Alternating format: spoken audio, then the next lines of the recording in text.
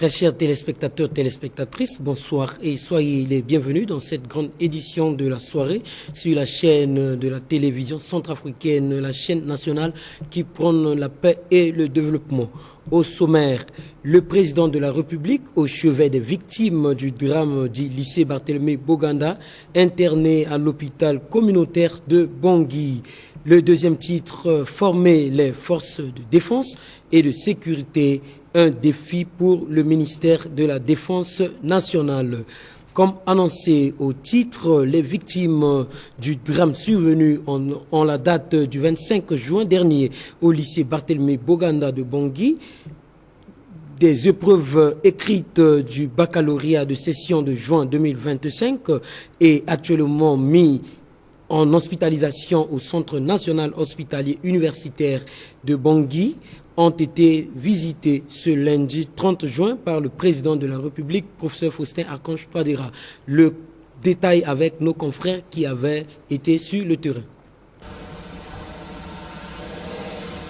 Ayant été alertés depuis l'étranger du drame survenu en date du mercredi 25 juin 2025 au lycée Barthélemy Boganda, occasionnant quelques pertes en vies humaines et des blessés, le président de la République, chef de l'État, son Excellence professeur Faustin Archange Touadéra, de retour au pays, a jugé utile et judicieux d'inscrire dans son agenda de ce lundi 30 juin 2025 de voler à la rescousse des victimes de cette dernière tragédie sans précédent enregistrée cette semaine au lycée Barthélemy Boganda pendant les épreuves du baccalauréat de session de juin 2025. C'est dans cet élan de solidarité et de compassion que le numéro 1 centrafricain, en sa qualité de père de la nation, entouré de quelques membres du gouvernement, s'est personnellement rendu au chevet des victimes blessées lors de ces douloureuses épreuves et qui sont hospitalisées au Centre national hospitalier universitaire de Bangui, communément appelé hôpital général.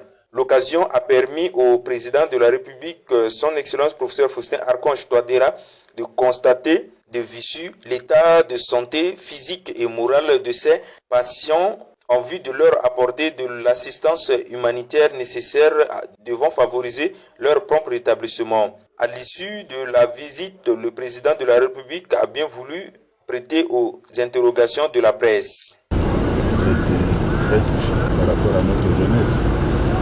Vous savez que nous avons déployé beaucoup d'efforts pour former ces jeunes. Et c'était le moment de leur évaluation. C'était un moment important dans la vie de ces élèves. Mais malheureusement, il y a eu ce drame. Et beaucoup, au moins une vingtaine, ont perdu la vie. Et il y a certains qui sont vraiment plus tard. Le Premier ministre, avec tous les membres du gouvernement, fait beaucoup pour les assister, les personnels soignants, la sécurité. Là encore, qui sont ici, et les demandent de voir, de venir visiter ceux qui sont encore là, surtout un cas qui paraît encore extrêmement grave. Donc, les instructions ont été données pour que cette demoiselle soit évacuée pour les soins plus appropriés. Donc, ça va se faire dans les prochaines jours, le temps de préparer les choses avec l'hôpital d'accueil. Parce que je crois que la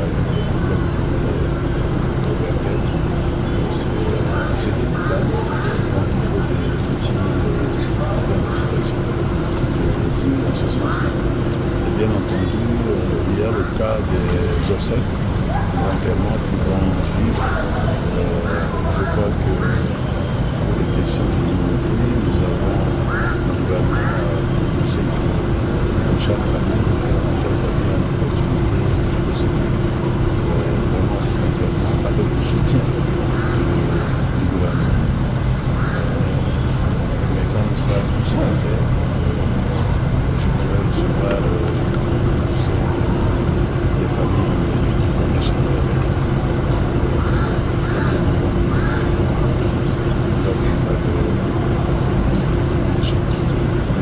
Partage,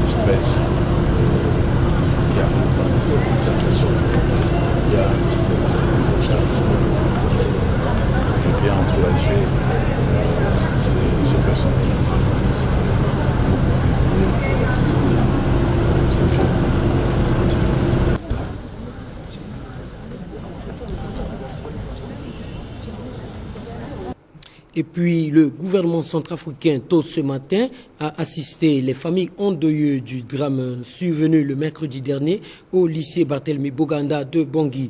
Tout a commencé à l'église catholique Saint-François de Yapélé pour chuter à l'église des Frères des Castors. Les confrères ont balayé de leur caméra ce reportage.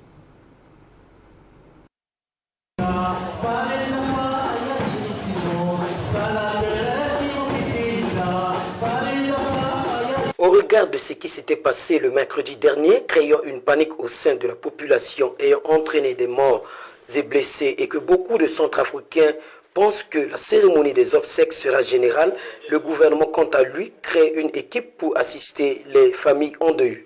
À l'occasion, une équipe a été dirigée ce matin vers l'église catholique Saint-François de Yapélé pour s'incliner devant les dépouilles de Verana Stevia Agbendo, pendant que l'autre assiste au programme de la regrettée Hulda à la Doum Lumière à l'église des Frères des Castors. Touchés par ce geste du gouvernement, les parents de deux côtés en off félicitent les efforts fournis par le gouvernement allant dans le sens d'essuyer les larmes. On prit part à cette cérémonie plusieurs membres du gouvernement, dont le Premier ministre Félix Moloua.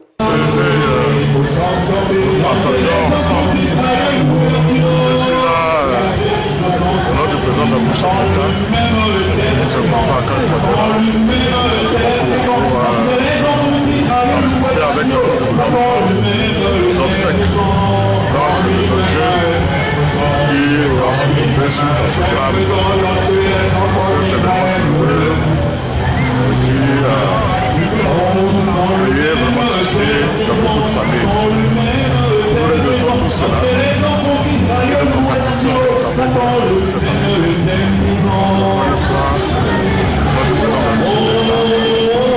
C'est pour ça que moi j'adresse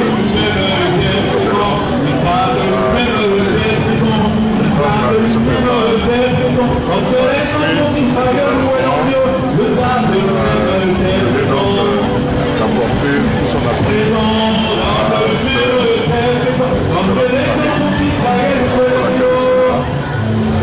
c'est arrivé, c'est un accident. Nous compatissons tous. C'est l'éviter et donner tout l'honneur aux gens qui ont survécu à ce drame.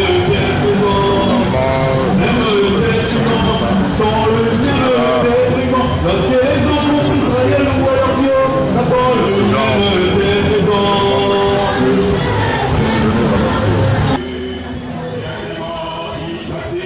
Autre fait de l'actualité, le ministère de la Défense nationale et de la reconstruction de l'armée a organisé ce lundi un atelier de formation à l'hôtel Luna dans le cadre du projet d'élaboration d'une loi de programmation militaire LPM 2026-2036 et de la mise en œuvre de la stratégie nationale de défense.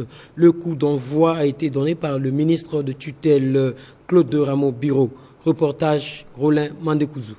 La République centrafricaine, après les nombreuses crises militaro-politiques, s'engage dans une directive de redynamisation. C'est dans cette optique que le ministère de la Défense nationale, grâce au soutien des partenaires techniques et financiers, conformément aux orientations du comité de pilotage, voudrait améliorer l'efficacité des porteurs d'armes en définissant de nouvelles règles établies sur l'identification des besoins en matière de fonctionnement militaire, en trouvant des solutions efficaces afin de redorer une image plus dynamique à l'armée centrafricaine. À cet effet, ce processus engendrera un changement qui va donner lieu à des résultats portés sur la sécurité des personnes et des biens sur tout l'étendue du territoire centrafricain. Vous savez, la MINUSCA a un mandat de conseil stratégique aux autorités militaires et sécuritaires centrafricaines. Et donc, dans ce cadre, nous assistons les autorités nationales à se doter d'un certain nombre de cadres, aussi bien normatifs que de cadres programmatifs. Donc, ces dernières années, nous avons aidé le ministère de la Défense à développer sa politique nationale de défense, sa stratégie nationale de défense. Et maintenant, on arrive à un document qui est extrêmement important, qui est ce qu'on appelle une loi de programmation militaire. budget programme qui va pouvoir qualifier, quantifier les besoins de l'armée sur 5 ans. C'est un outil qui est fondamental pour pouvoir identifier les besoins et bien sûr identifier les ressources qui seront nécessaires à mettre en œuvre cette loi de programmation. Alors l'attente, elle est très importante. Pour commencer un exercice de cette nature, c'est toujours très important que tout le monde comprenne la même chose et surtout qu'on fixe des objectifs à atteindre et la méthodologie qui sera utilisée. Donc cette conférence initiale, l'objectif aujourd'hui, c'est de rappeler encore une fois les objectifs de cette loi de programmation militaire, d'expliquer la méthodologie, de faire référence aux documents que je viens de citer, qui sont la politique nationale de sécurité, la politique nationale de défense et la stratégie nationale de défense. Donc notre outil de défense, suivant la vision de son Excellence, Monsieur le Président de la République, chef de l'État. Et puis clôture à l'hôtel Lori à Bangui de la 17e session du Conseil communautaire de la concurrence. Ces 5 jours des travaux ont été marqués par l'examen des différents dossiers soumis à l'analyse des délégués du dit organe. Le point avec Clotilde Jeanne Dibert. C'est après une minute de silence en mémoire des victimes du drame du lycée Barthélemy Boganda que le commissaire en charge du département du marché commun à la CEMAC a prononcé le mot de fin de ces travaux de 5 jours qui, selon lui, est une grande satisfaction démontrée par le degré d'élévation des avis, des recommandations et des différentes résolutions assorties des travaux. Il s'agit essentiellement de projets de concentration dans le domaine de l'audiovisuel, dans le domaine des hydrocarbures et dans le secteur de l'agroalimentaire. Cette session a permis aux membres du Conseil, surtout, d'attirer l'attention aussi bien des États que de la commission de la CEMAC sur une certaine vigilance qui doit être de mise dans le suivi de certaines opérations d'envergure communautaire. Le Conseil s'est également prononcé sur un certain nombre d'opérations qui ont été réalisées dans notre sous-région sans notification préalable et a pris de ce fait des mesures importantes pour ramener un peu d'ordre. Les sanctions que prévoient les textes puissent éventuellement être appliquées. Mais nous pensons que, avant d'en arriver à ce dispositif de sanctions, qui est bien prévu dans les textes, il y a un effort de sensibilisation qui doit être fait. Parce que le dispositif de la concurrence dans notre sous-région est encore assez nouveau. Et il peut être normal que, sans vulgarisation et sans sensibilisation suffisante au niveau des pays de la CEMAC, que pour le moment, certains opérateurs n'en comprennent peut-être pas encore la nécessité. Enfin, je dirais que les membres du Conseil ont pris la mesure et se sont engagés également à produire, pour des questions de transparence et de redevabilité, les rapports d'activité relatifs à leurs différentes institutions. Comme vous le savez, à partir du moment où les ressources communautaires sont engagées vis-à-vis de vous, journalistes, vis-à-vis des populations de la CEMAC, nous sommes tous redevables. Et nous ne souhaiterions pas être interpellés un jour sur l'utilisation malencontreuse qui aurait pu être faite donc, des ressources communautaires. Et c'est donc un exercice auquel également est soumis le Conseil communautaire de la concurrence, mais également la commission de la CEMAC. Il est à noter que le commissaire Bongo Gambo Seli, à la clôture de ces travaux, a réitéré son engagement à assurer une grande vigilance pour les dossiers afin de garantir une bonne sécurité et transparence. Le complexe scolaire La Grâce Divine, situé dans le 9e arrondissement de Bangui, a procédé ce samedi à la cérémonie de clôture des activités académiques 2024-2025.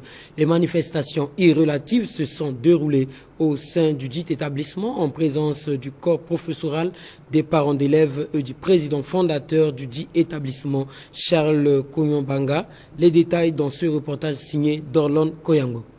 Situé dans le 9e arrondissement de Bangui, le complexe scolaire Grâce Divine, avec une capacité de plus de 800 élèves, de la maternelle au CM2, est une école de référence car après 2 ans d'existence, elle a produit des résultats satisfaisants. Pour cette année, elle a accueilli 906 élèves, dont 310 garçons et 109 filles, et on a enregistré 518 admis, ce qui donne le pourcentage de 92% de réussite du CI au CM1 et 100% au CF1.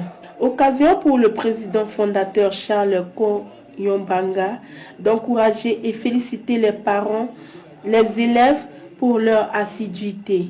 Il n'a pas manqué d'exprimer sa satisfaction pour les sacrifices des enseignants en donnant le meilleur d'eux-mêmes pour l'éducation de ces futurs cadres du pays, sans oublier d'exhorter les parents à prendre soin des enfants pendant cette période des grandes vacances. Pour le directeur de cet établissement scolaire, il a saisi cette opportunité de présenter les statistiques des résultats définitifs de cette année avant de procéder à la proclamation où les 5 premiers de chaque classe ont été honorés par une mention des tableaux d'honneur, ce qui explique sa satisfaction. Ce qu'on a fait, tout à l'heure, je vous ai dit que le résultat est acceptable. Nous avons totalisé un pourcentage de 92. C'est-à-dire, en prenant la parole, j'ai dit, vraiment, durant une cours de vacances, c'est bien pour le des capacités des enfants qui ont vraiment des faibles en lecture et en mathématiques. La vacance, ce n'est pas seulement les parents, quand même apprendre, c'est une chose, apprendre à lire et à écrire, c'est une chose. Ce n'est pas seulement aller au champ, aller à l'autre là, ça c'est une chose. Dire aux parents de bien l'éduquer leur enfant afin que la rentrée prochaine.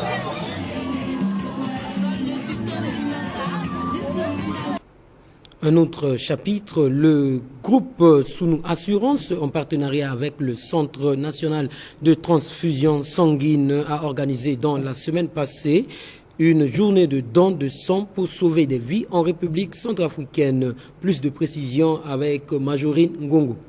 Créé en 1998, Sounou Assurance est un groupe panafricain de services financiers qui accompagne les populations, les entreprises et les gouvernements dans leur développement et dans la réalisation de leurs projets, et met aussi l'accent sur son engagement sociétal à travers des actions de développement ou d'aide aux communautés autour de l'éducation, la culture, le sport et la santé. C'est dans cette optique que le groupe Sounou Centrafrique a lancé sa première collecte de sang. Le directeur de cette institution nous donne plus de précisions sur cette activité. Nous sommes à l'organisation de la première collecte de sang au siège de Sounou Assurance IARD Centrafrique. Et ce n'est pas la première fois que les salariés de Sounou Assurance Centrafrique participent à des collectes de sang. Nos collaborateurs ont l'habitude d'aller vers le centre ou d'aller se joindre à d'autres opportunités de collecte pour pouvoir donner leur sang et participer à sauver des vies. Mais nous nous sommes dit, à force d'aller ailleurs, nous ne donnons pas suffisamment de visibilité à l'action. Et pour donner de la visibilité à l'action et soutenir le centre à collecter le maximum de poches possible, nous avons souhaité l'organiser chez nous avec l'accord du centre. Et ce qui est en train de se faire aujourd'hui, à cette étape d'organisation, nous sommes très satisfaits de ce que nous constatons. Et vous avez vu la mobilisation. Et nous avons nos collaborateurs qui sont non seulement mobilisés, mais nous avons beaucoup de partenaires, de clients, de voisins, de passants qui viennent également nous soutenir dans le processus. Donc c'est une première expérience qui tend vers la réussite. Et nous souhaitons en tout cas que ce soit un grand succès parce que l'action est noble et c'est pour sauver des vies. Puis les élèves du complexe scolaire évangélique de la FATEP se sont séparés ce jour lundi dans une ambiance festive marquée par la fin des classes en présence du corps administratif, enseignants ainsi que les parents conviés pour la circonstance. Reportage Rollin Mandekouzou. On s'excuse pour ces petits désagréments liés à la technique. La présidente du comité interafricain, en abrégé CIAF, Madame Marguerite Ramadan, et le chargé de programme du bureau de la Cour pénale internationale en République centrafricaine, Monsieur Bertin Lokemba, ont co-animé au stade 20 000 places un point de presse relatif au projet d'assistance en vue de la réhabilitation physique, psychologique et soutien socio-économique aux victimes des crises militaro-politiques en République centrafricaine. Plus de précisions avec Urgi Samo et Justin Kakodama. Pour ces éléments. Le lundi 30 juin, le ministre de la Communication, porte-parole du gouvernement, Maxime Balalou, a présidé une conférence de presse hebdomadaire dont plusieurs grands points ont été au menu de cet échange avec les professionnels des médias publics et privés. Suivant Maxime Balalou a présidé une conférence de presse hebdomadaire dont plusieurs grands points ont été au menu de cet échange avec les professionnels des médias publics et privés. Suivant à cet effet un extrait du discours du ministre. Ceci dit, chers amis de la presse, vous avez vécu en direct les événements du mercredi dernier. Ce drame survenu le 25 juin 2025 au lycée Barthélemy Boganda, ce drame qui a fait couler beaucoup d'encre, beaucoup d'interprétations. Malheureusement, cette situation a entraîné des pertes en vies humaines. Qu'est-ce qui s'est réellement passé? Au sein du lycée Barthélemy Boganda, annexé à l'établissement, il existe bien sûr un dispositif qui concerne les NERCA, à savoir un transformateur qui est installé là, qui couvre pas seulement l'alimentation du lycée Boganda, mais aussi toute la zone. Donc les services de l'ENERCA sont passés pour procéder à des réparations. Il s'en est suivi un peu plus tard d'une explosion qui a provoqué de bousculades. Par peur, les enfants, les élèves qui étaient en train de concourir étaient obligés de fuir. Il y en a qui ont été piétinés par les autres. Il y en a qui ont tenté du premier étage pour sauter. Il y a eu des fractures, il y a eu des cas malheureux justement ayant entraîné des décès. Il faut reconnaître que c'est une première dans notre pays de voir un tel événement où nous avons une vingtaine de jeunes à fleur d'âge dont la vie s'est arrêtée. Le président de la République en mission à Bruxelles a réagi par un message à l'endroit de la population, tout en soutenant les familles endeuillées. Le président de la République a décrété 3 jours de deuil national, du jeudi à samedi. Et on a constaté toute une interprétation des uns et des autres, et principalement les réseaux sociaux sont explosés par des informations dont les sources ne sont pas vérifiables. Le jeudi, le gouvernement, qui a mis en place une cellule de crise, présidée personnellement par M. le Premier ministre chef du gouvernement, a entamé tout de suite une visite guidée pour vérifier concrètement la situation. C'est ainsi que le Premier ministre, accompagné des membres du gouvernement, ont visité successivement l'hôpital communautaire, le CNHUB, c'est-à-dire le Centre national universitaire, hospitalier universitaire de Bangui, et le complexe pédiatrique. Des vérifications faites, nous nous sommes rendus compte qu'il y avait 20 décès observés, dont la plupart sont des jeunes filles. Et nous avons aussi comptabilisé des informations qui nous sont parvenues, 309 cas d'hospitalisation le premier jour, et au moment où nous effectuons la visite, on a constaté 65 cas. Dans les 65 cas, il y a eu 4 cas un peu plus graves. En traumatologie, donc le service de traumatologie de l'hôpital communautaire et aussi à l'hôpital au complexe pédiatrique.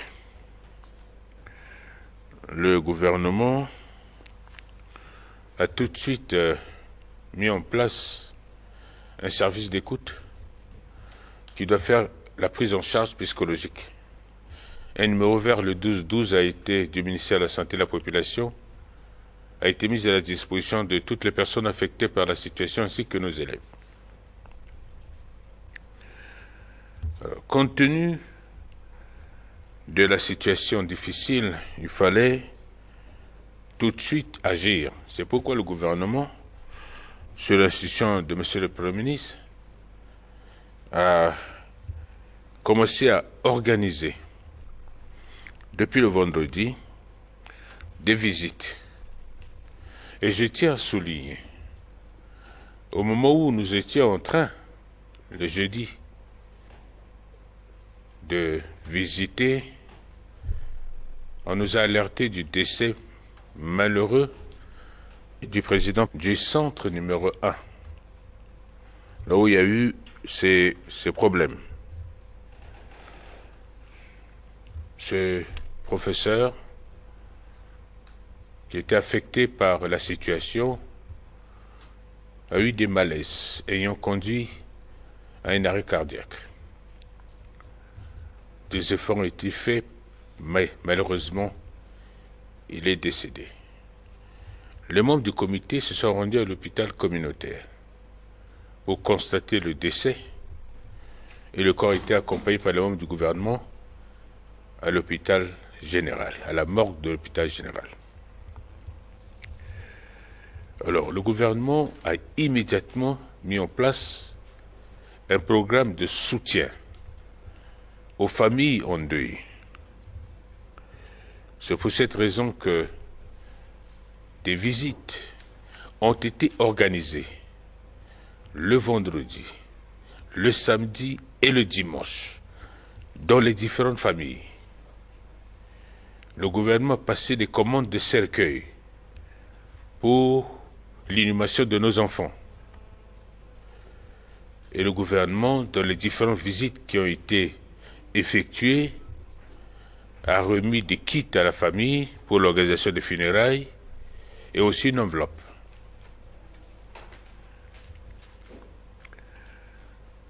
Ce matin, je tiens à préciser que le gouvernement est en train d'accompagner les différentes familles dans le cadre de l'organisation des obsèques. Nous avons déjà tout à l'heure organisé 2 obsèques. Demain, il y en aura 4, et ainsi de suite, pour que dans la semaine, nous arrivions à enterrer dignement nos enfants.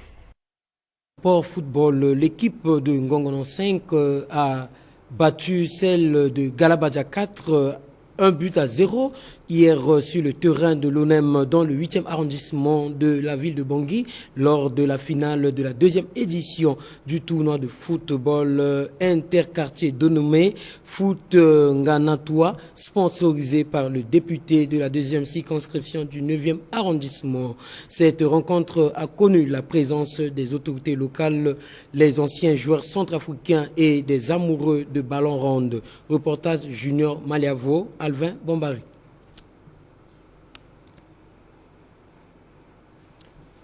Et c'est la fin de cette édition en langue française. Merci à vous de l'avoir suivi. On se donne rendez-vous à demain.